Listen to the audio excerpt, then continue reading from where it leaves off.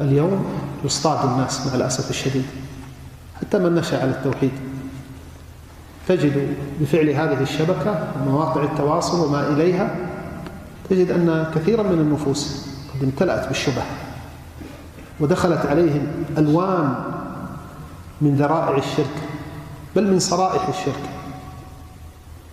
ومن أسباب الوقوع في هذه الشبكة قلة العناية بالتوحيد وقلة العناية ببيانه، والركون إلى دعوة أننا بحمد الله موحدون، ما حاجتنا إلى أن نتكلم في التوحيد وندندن عن التوحيد والشرك ونحذر. يا لله العجب من أسباب الثبات على التوحيد الكلام فيه والدعوة إليه والتحذير من ضده. هذا لو كان المجتمع المسلم، وأنا أتكلم بالعموم، لو كان صافيا 100% لكان ينبغي أن يكثر من الكلام في التوحيد وأن يكثر من التحذير من ضده، لأجل أن تبقى هذه السلامة ويبقى هذا الخير.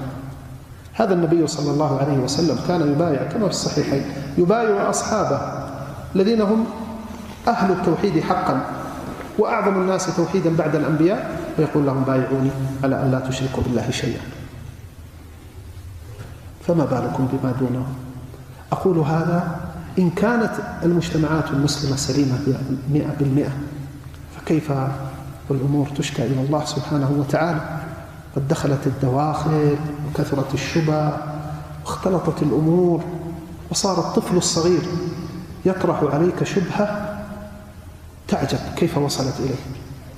والسبب هذا تجد أنه يدخل حيثما شاء ويعب مما يشاء، وتدخل إلى سمعه وقلبه شبه لا حصر له، سواء تعلقت بالشرك أو تعلقت بغير ذلك من أنواع الكفر.